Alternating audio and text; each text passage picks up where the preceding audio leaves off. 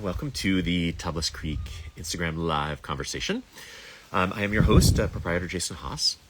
My guest this week is a winemaker, teacher, grape grower, vineyard consultant, speaker, advocate for organic and biodynamic and regenerative farming. This is Steve Matthiasson, who I think is one of the most thoughtful and interesting guys in the world of wine. So I can't wait for you to meet him. But as I always do when I start these conversations, I want to share a little bit of what's going on in the vineyard while we wait for people to join. So share a couple pictures. So the big news is that we are in this period where it is really not summer weather. It's July 1st. Today's high is supposed to be in the low 70s. The fog is just burning off now. And it's supposed to roll back in this evening. So this is me looking up at the canopy of a Grenache vine at the sun in the clouds. Show you that from a different angle. Looking out over one of our valleys, you can see that pretty heavy marine layer. It is rare in California, in Paso Robles at this time of year to see cloud cover like this. We get maybe one day a month on average like this, but it's been like this for the last week or two. So that has impacted how things are growing. If you look at the blog that I published last week that talks about some of the details. But one of the things that we're seeing is we are seeing some shatter.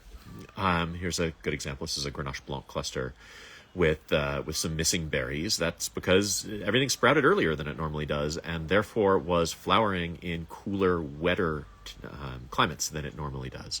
So some of that results in unfertilized berries, where you see here, where you just get that missing space. And then some of it comes in the form of what's called mille rondage, or hens and chicks. So you can see there's some large berries and some small berries here.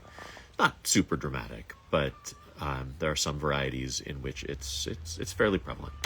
Overall, we're seeing the most of that in Grenache and in Viognier, to a lesser extent Grenache Blanc. A lot of the later varieties are looking great. So I'm going to show you a Marsanne vine that I think looks just as good as you could possibly ask for. Canopies are super green, plenty of fruit, vines look really healthy, and that's true everywhere through the vineyard. Things look really, really good. Things are ripening more slowly than normal. We're doing our best to figure out what's actually going on. We're doing a lot of sampling out in the vineyard, measuring things like cluster weights, counting clusters to get a sense of if we are going to be down this year, how much we're going to be down.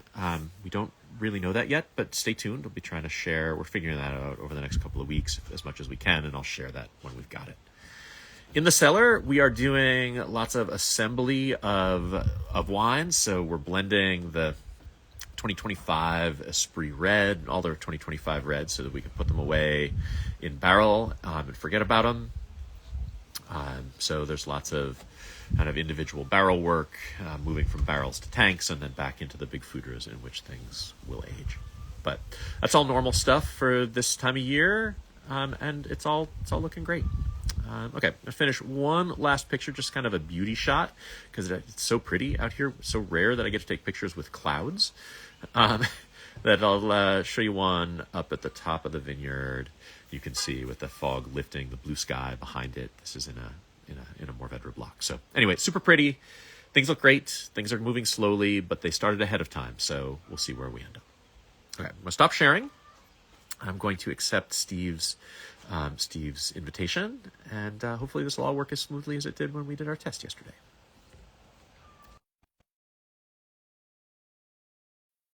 Sent through the acceptance. Certainly one of the things I'm planning to ask Steve is how much what we're seeing here is like what he's seeing up north. Hey, Steve. Hey, how's it going? Going great. How are you? Feeling good. I'm just sitting in the shade of this tree up here, just in front of in the vineyard, and got some pretty cool vines here, and pretty happy about this whole cold. So you're just talking about the weather, and it's pretty awesome. I mean, because we get an early start and it's nice and cool. Yeah. Now it's sort of like the best case scenario. Were you like fully a month earlier than normal, the way that we were down here? Solid month. month earlier than normal. The earliest year since 1997 in our records. Wow. And do you feel like you're maintaining that amount of earliness, or are things slowing down and coming back into kind of normal?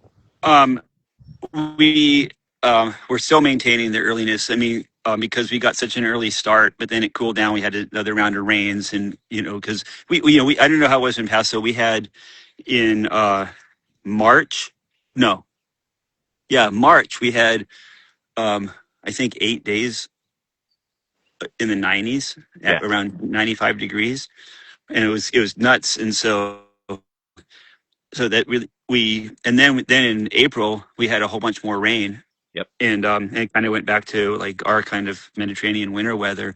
But by then everything had started, and Yeah. so far, even though we've had, so if you look at degree days on our little graph, it's sort of came flattened out a little bit, but and then it kind of came up and flattened down, and so we've had these like long 4 week spells of cool, but we still haven't, we're still well above on degree day accumulation any other year in the last 20 years. And so in all of our phenology, and we grow fruit trees as well, a lot of peaches and plums, and they're all early. Yeah. I mean, that's a great indicator. Just you look at everything in the ecosystem. Okay, but I'm Yeah. I'm starting in the middle here. I actually wanted to start. I like to start by asking my guests to talk a little bit about their path into wine. I'm curious, like, was wine on your family table growing up? And if not, how did you come to it? Okay. So we had wine on the family table, not good wine, but wine was part of the family life because my stepdad that raised me was a World War II vet, and so he was stationed in the Mosul after the war, and he would trade diesel because he was a truck driver after the war for Riesling and ham and potatoes with the farmers in the Mosul. And so we always had white wine around the house and Blue Nun, like not or jug or boxes of almond, and a little bit different than your family growing up, but it was something that he valued, and so I always like that was really cool. And then, but I got into it because I wanted to be an organic farmer. That was my dream, and I was a home beer brewer when I was in college. I really didn't care about the classes. I cared about my garden, brewing beer, cooking, and and just like, wow, it'd be so cool to be a farmer because I had cousins that were farmers, and so I spent time on their place. And so I went to Davis for grad school to study organic farming and got an internship just to get some experience working for a company that would help people reduce their pesticide use in the Uh-huh. Central Valley, and they did down in Modesto, and they did peaches, almonds, walnuts, and wine grapes. So I was like, oh shit, I'm working in vineyards. I'm gonna make some wine, and that was how we got into it, and that was in the early '90s. And do you remember the first wine that you made? Yeah, I was tried to make a dessert wine of Muscat of Hamburg. And how did it go? So basically, I learned a bunch on that one. So I made a sweet Muscat of Hamburg wine. There's this producer, I'm blanking on their name, that out of like Fresno area always had we do these 375s of Muscat of Hamburg that were really good. So I was trying to emulate that, and then I started dating Jill, and I had it in a half full carboy, which sitting in the garage in Davis, which gets really hot. And I started dating her, wasn't around. I ended up we ended up moving in with her, and I was like, I need to get out of the house I was renting a room in. So I grabbed this carboy of wine, had a thick layer of floor on top of it, and had been sitting in the hot Davis garage all year. So I was like, this is clearly no good. And I started to dump it out, and I smelled it, and I'm like, holy shit, it's a beautiful sweet sherry. And so we bottled it, and I actually still had a bottle of it when Som TV did a thing a few years back to like your first wine. We managed to dig that bottle up and crack it and try it. It was really fun, and it was so matterized from a summer in Davis that it became indestructible. Right. I mean, that's sort of the idea with sherry, right? Sherry and Madeira Yeah, is that like they've already done everything that can be done to it is already done. yeah, So it's like at done. this point you can't kill it. Like, Yeah. I love it. Okay, so I'm curious, like, when you came at this from an organic farming perspective, but not an organic wine growing perspective, Yeah. what when you started working in and managing vineyards, like how hard was it to translate the organic background that you had into this viticulture world? Oh, well, I mean, it's not hard if you think about, because organic, a lot, the thing about the basis of the history of organic farming in California is mostly vegetables. Right. And so like, vegetables are another crop, high end, like, you know, tomatoes or salad greens. I mean, that wasn't my world. I was working in tree fruits, but vegetables are where the organic world really got a foothold here, and and you're growing for quality, right? If you're growing organic vegetables, like our community was other organic farmers of more vegetable growers here in the Northern California, and I was kind of the oddball in this scene as being the grape guy. Um, they would kind of make fun of me because I had a white pickup truck and worked for big wineries, and but it was, if you're going to sell carrots to Chez Panisse, you're growing a good variety of carrots. You're picking them at the right time. They're good carrots, and so you're not just selling by the pound, right? Right. It's a mentality of growing for flavor. That makes a ton of sense. Did people resist your push if you were encouraging them to farm organically and they hadn't been before, or did people basically get No, our clients at I working for Four Seasons Ag Consulting initially and stayed there for 4 years out of grad school, and they hired us because they wanted, we were independent pest control advisors, so they hired us because they wanted help on their pest management and their fertility, unbiased, no, not selling a commission on not right? getting a commission on products we were selling, so we didn't have to convince anyone. It was like, luckily they, that was what they wanted. Then I worked for the Lodi Wine Grape Commission as in their sustainability program. We wrote with Cliff Omart, the Lodi Wine Growers Workbook. That was in 1999, and we weren't trying to convince either. I mean, you had 600 grower members in Lodi at the time, and so everyone wasn't on board with this idea of sustainability, but it was baked into the formation of the Wine Grape Commission, and their marketing was to improve the quality of the grapes and be leaders in wine quality and sustainability. And so the board and the leaders of the organization were on board with the idea. Not organic. That wasn't what it was about. It was the continuum of moving along and doing, and reduce pre-emergent herbicides, or Right. reduce nitrogen applications, or use cover crops, or it's the continuum. And I'm a big believer. I mean, I'm a dyed-in-the-wool organic person, but when a larger conventional farm that commands a lot of acres can make incremental improvements, that's massive environmentally. And so I never want to naysay. And so this was, so we were having really big impacts, I feel. Yeah. 'Cause Lodi is like, probably three times, I don't know the statistics, but at least three times the size of Napa, for example, on planted acreage. And so if people can do a few things, it makes a massive impact. And so we didn't have to convince them, because their people were mainly on board with the idea of elevating the region, and they considered sustainability and wine quality kind of both ways of elevating, especially in the context of farming in the Central Valley. Yeah, no, that makes a lot of sense. Um, the Can you actually let me step away from that and jump back into where you are? Can you talk a little bit about the vineyard that you are sitting in and what's Yeah. behind you?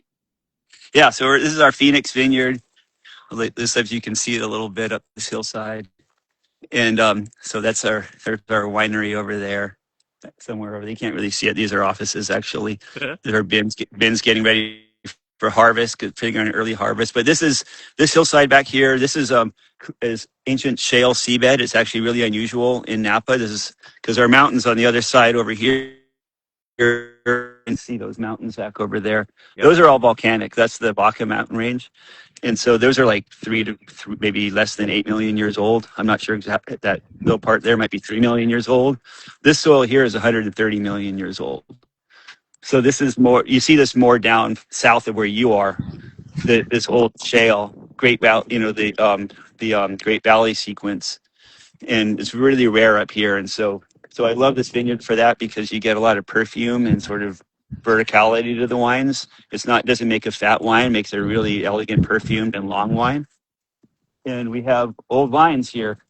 So these guys were planted in 1982, and so it's their roots are down in that shale. This vine is dry farmed, so we have two hoses here.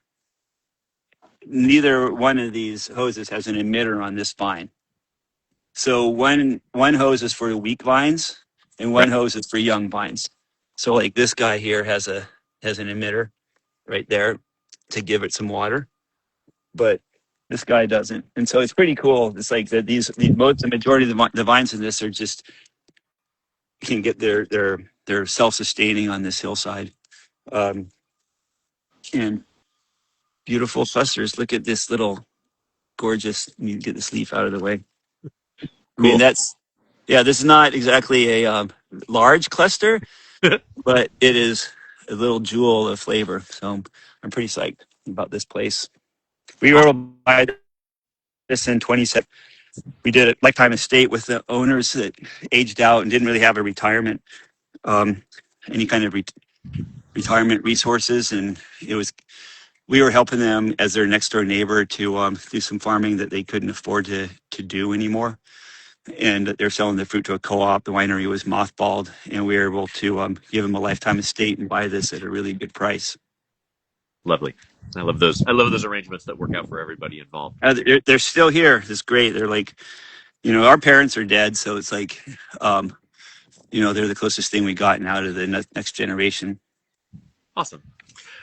Okay, so the term regenerative farming is a relatively new one, but a lot of the concepts are really pretty ancient. And I'm curious, like, when you think of regenerative farming, what does it mean to you, and what are the core things that you try to do to be regenerative? Okay, so for one thing, organic farming as a baseline, super important in my opinion. But the old school organic farming had a whole ethic around it that was a lot more than the letter of the law, which is the letter of the law is no synthetic pesticides or fertilizers. And so, to me, pulling back some of that broader idealism around organic farming, but trying to be specific about it. And by that I mean the broader idealism, meaning just reducing pollution in general, because you can still pollute with organic farming. That's excessive pollution from farming is excessive fertilizer use. It leaches or runs off, or your soil runs off and pollutes into the streams and rivers, or plastic or fuel, diesel fuel. There's all these. Right. So trying to reduce all these things, I think that's really important. Um, Habitat. That's another part of the ethic. So not creating habitat. Good organic farming habitat is a tool of reducing pesticides, because you're built, for beneficial insects, having habitat on your farm for beneficial insects. But with regenerative is another layer that I feel that is for pollinators and migratory, creatures. And so that your land is linking and sustaining an overall healthy ecosystem. Um, Reducing water use, conserving water, conserving all resources, whether it's power, water, materials, just an idea of conserving. And sequestering carbon in the soil is a new thing that wasn't part of the original organic. We didn't even have that in the Lodi Wine Growers Workbook in 1999 because it wasn't on our radar screen at that Totally. time. But now, reducing carbon footprint through using less energy, but also trying to sequester into the soil and capture some carbon, I think I think of as a part of regenerative, and I think most people do. Another thing that wasn't really part of the old school organic ethic, because that's why I think it's really important that this idea of sustainability is an evolving concept, and it kind of drives me crazy when people say we are sustainable. Like, you'll hear that a lot, like, we're not organic, but we're sustainable. And it's like, I like to turn that upside down and say, because of Matthiasson, we're organic, but we're not sustainable. We're still using diesel. We're still using plastic. I'm trying to get away from it. Like we use here in the vineyard, we use twine. Let me see if I can get this twine to tie our Right. instead of plastic. But we didn't always use twine. I was actually watched this documentary on microplastics in the ocean and how the stomachs were filling up with plastics, and then sit. And I thought that's gross. And then I was standing in the vineyard, and we have a stream right behind our home vineyard that's like a straight shot right into the San Francisco Bay. And I was looking at all our little plastic tie tape, and I was like, "Holy shit! All this stuff's when it rots in the sun, all these pieces and flecks are getting. Some of them are getting into that stream." And so we need to stop doing that. And so we switched over to twine. That was maybe 10 or 12 years ago or something. But, it's evolving. So it's just, and then other stuff, we don't have I was so excited to get the electric tractors because it was always like, how do we eliminate diesel? Right. Unfortunately, it's that tool, the tractors, it's still a work in progress, but at least, I think I really applaud Carla Mondavi for taking so much leadership and risk and effort and trying to make that happen. And it's unfortunate that Monarch Right. didn't work out, but he's moving on to the next thing. He hasn't given up. And so, it's just individual leadership in our industry, like what you've been doing, being first regenerative organic. And it's just only, have to move forward. But the idea is, is that we're moving forward. And so the last piece of the regenerative, which was not on our radar screen years ago, was the social equity component. Right. And I think that's really important. And what's the definition? Like when we did the workbook, we were focused on safety in the vineyards. A lot of that has been addressed over the last 25 years, just with California labor Right. law, right? And so now you have to have water and shade and trainings and things like that, but that wasn't the case 25 years ago. So now it's evolved. Okay, well, what about opportunity for people? What about safety, not just in getting your hand cut off, but safety from harassment? Right. How about opportunity and trainings so that people can advance in their careers? And so those are and making sure that we have diverse, that, like it used to be so male dominated in the vineyards. It still is, but so how do we adapt and have vineyards that have different people of, different gender and race and language and all these things, religion, everything, have be safe in the vineyard from a standpoint of it's a welcoming and hospitable and place. So those are all the new parts that I think are also part of regenerative organic. Yeah, and I love it. I love it, and I love the concept of sustainability as being something that has to always be evolving because it's Yeah, absolutely true. Like you don't know what you don't know, uh, exactly. and as we all learn, like we should be doing different stuff every year. Yeah, can't be complacent, but it doesn't mean that you throw your hands up. You just, the whole point when we did the work back was that we had different sections and we did, and it wasn't prescriptive. One person, because no one can do everything. So after people went through it, oh, I want to work more on reducing water. I want to work more on the Right.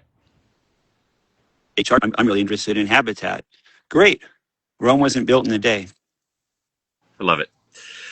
Okay, so one of the things that I know you became recognized for fairly early was making wines, sort of wines of restraint, wines of elegance and focus in a period where a lot of Napa was going very much the other direction.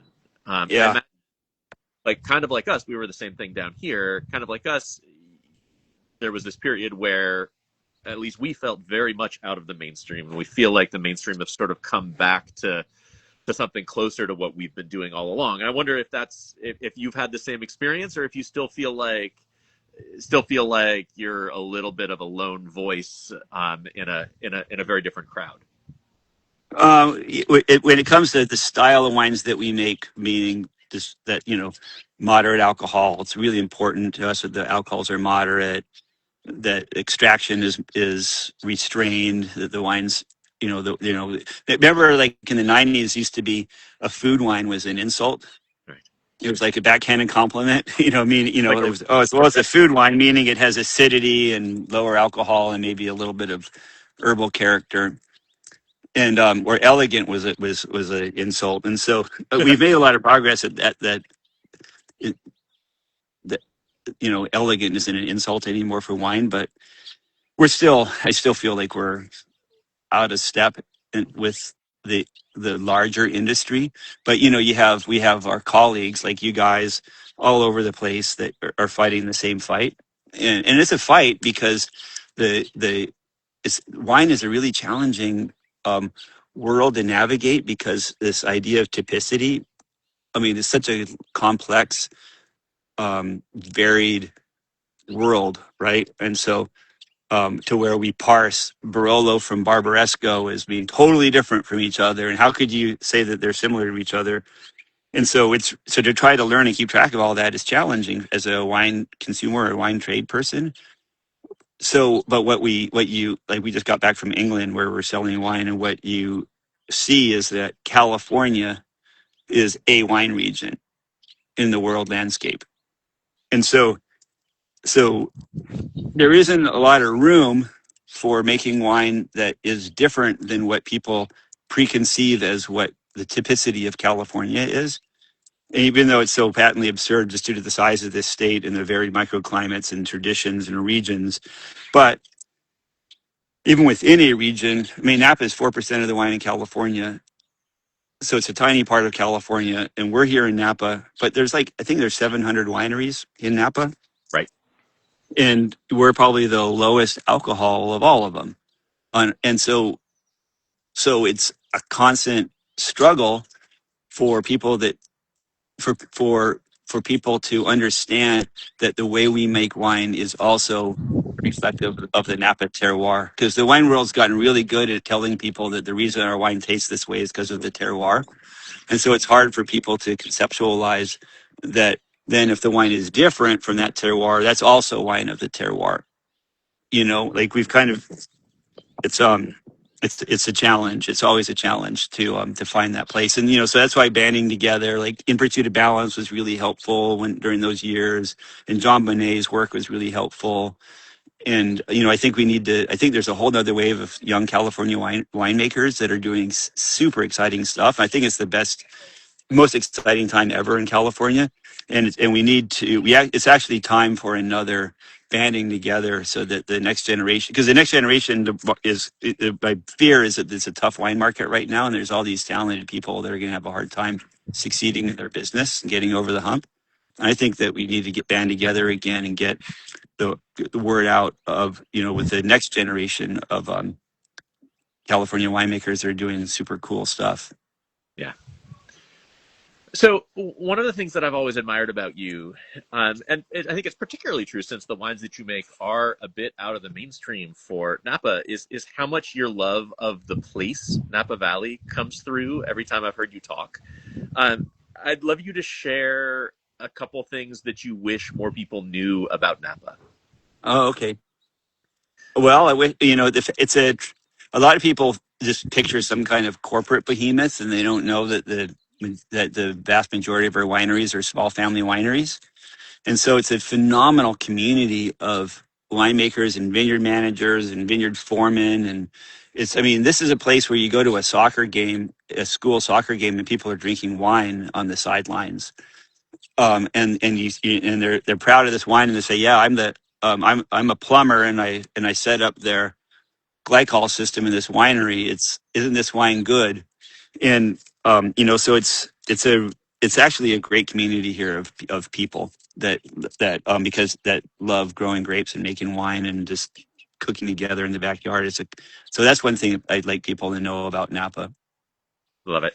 Yeah, it's one of the things that I always get a kick out of is I'll go to a youth basketball game or I'll go to a little league game, and like all of the teams are sponsored by vineyards or wineries. So Yes, yeah. I mean, um, it's vintage high school in Napa. I mean, that says it all. great. So another thing that I always loved about your work is that you make the classics. So you make Cabernet, you make Chardonnay, but you also like seem to really love these cool curiosities like Refosco or Schioppettino or I mean whatever. Yeah. I don't know how many dozens of different grapes you've worked with, but it's a lot. Um, Yeah, a bunch of grapes from you guys, Grenache, Mourvèdre, Vermentino, Counoise is all top list selections. Awesome. Well, I guess I'm curious. Like, it seems like you don't feel the need to be polemical about like the right grape. Like, I'm curious, what makes a grape interesting for you to work with?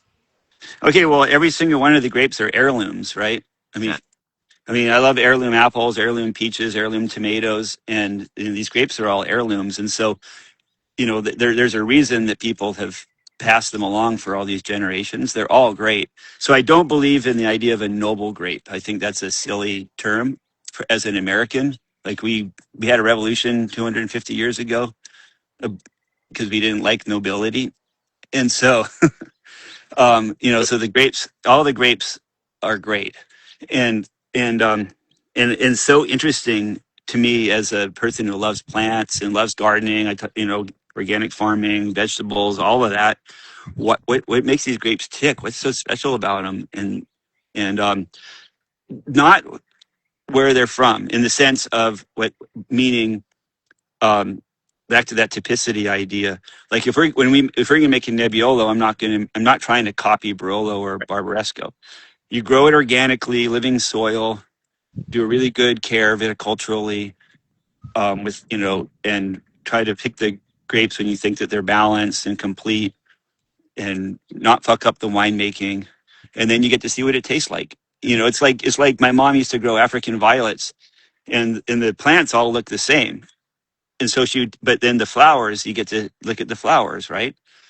The flower for us is the wine. right. That's the flower, and so it's always exciting. What does Counoise, when grown in the Dunnigan Hills of California, taste like? It's going to be good. Like, in other words, if we do a good job with it, farming it, making the wine, it's going to be good. We don't know what it's going to taste like, though, and that's really exciting to go through that process and find out.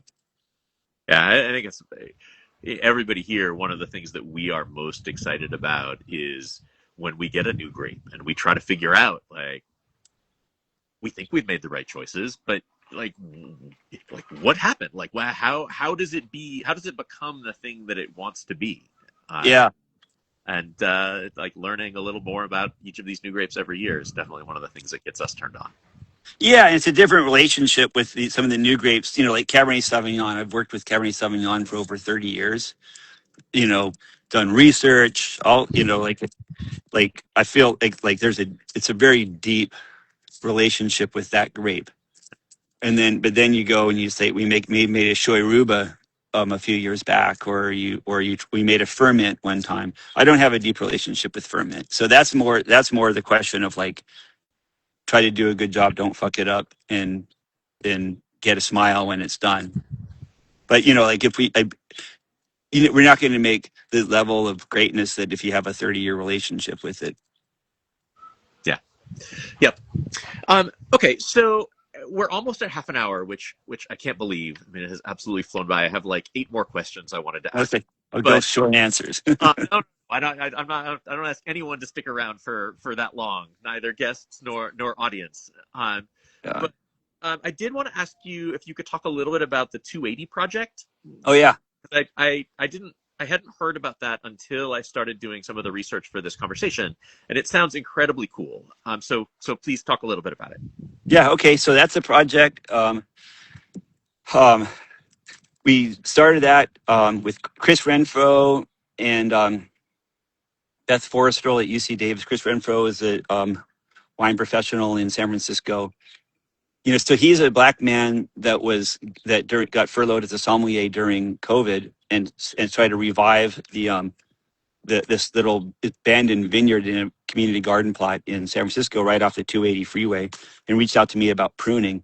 And we got talking, and he was talking about how meaningful it was for him to be getting his hands on the grapes and on the vines and having the connection with the soil, and especially with his heritage, because it's not, like his family. It's a different reason. It's not the nostalgia. It's not as. It's a different relationship to the land historically, when we were brought over and enslaved, right?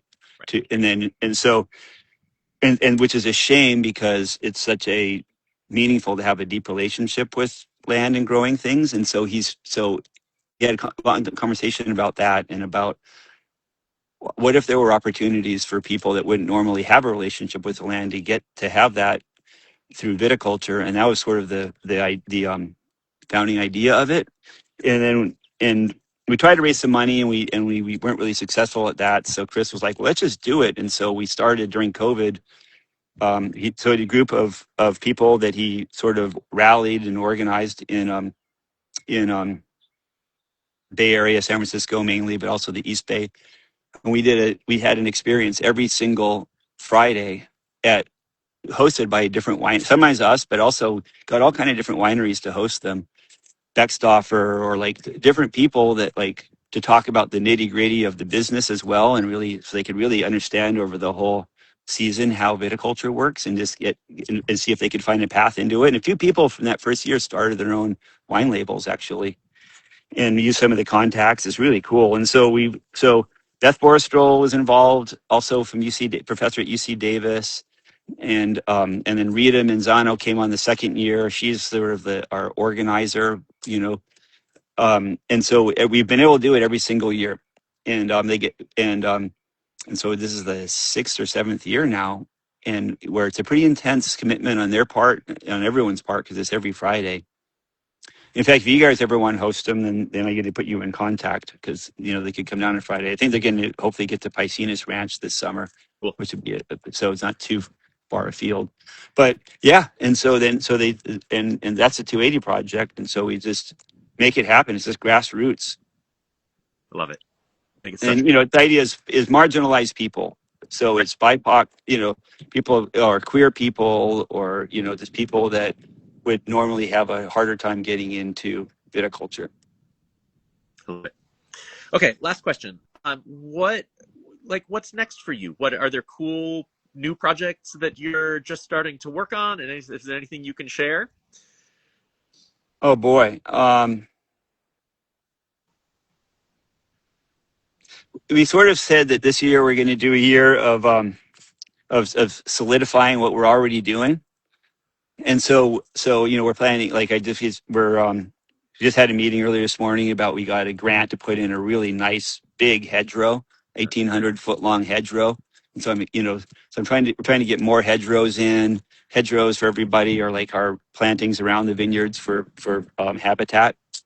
So I'm really trying to I'm doing a lot of grafting over right now and just kind of reconfiguring, um, really following our passion more than a business model. Even we always are like that with what wines we're making, but trying to double down on that right now. And so we I just we just got some Semillon in the ground. Like a few years back, we did a 10-year age Semillon. I just love Semillon, and so we decided just really double down on stuff that we love: Chenin Blanc, more Chardonnay, more Sauvignon Blanc, more longer aging. We're I really trying to experiment with élevage and just really finding that we're liking more time in larger vessels. Yep. And just got back from Italy and found some really cool like big amphora there, because the problem with concrete in our climate is maintaining acidity. And so it's nice about so that we found some like really cool tanks that are made of ceramic, not concrete. So they're non-reactive. So really kind of thinking along those lines, but um kind of fascinated right now with élevage to be actually trying to figure out how to allow the wine to sort of like come together texturally in a new dimension, but while maintaining that vitality of the fruit from the vineyard. That's the trick is maintaining the vitality. Awesome. Very cool. Well, how do people learn more about Matthiasson wines? Like, follow you on these cool journeys and experiments you're doing? Yeah. Well, one thing is to check out our new website because we decided to go really deep on our take on regenerative organic. We call it our pillars. And so I wrote some really long essays and put it on the website. I don't know if you had a chance to look at that, but it might be interesting for people to sort of like get a little bit more into the details of this stuff. And then yeah, and we're trying. Another thing is trying to um, you know share the path on Instagram. We kind of took a break from Instagram, and I sort of got a little burned out on the effort required to do a thoughtful post, and it kind of occurred to us that let's just switch gears and just story tell in the morning, walk out into the vineyard, and that's what we just kind of started just since we got back from our trip. Awesome. Well, Steve Matthiasson, thank you so much for taking a chunk out of your Wednesday midday to share a little bit of your story. I'm excited that we'll be together up in Napa end of the month. Yeah. Yep. Come on up, and thank you so much for inviting me on here. My pleasure. Okay. Awesome. Thank you, Steve, again. Thank you, everybody who joined. Thank you, everybody who tossed in comments. Lovely comments as we were talking. I will be back in a couple of weeks. And Steve, I'll see you not too long from now. Cool. And thank you for your leadership. Oh man, my pleasure. Good luck with the summer, and hope the cool weather holds. Awesome. All right. Ciao. Ciao. Cheers, everybody.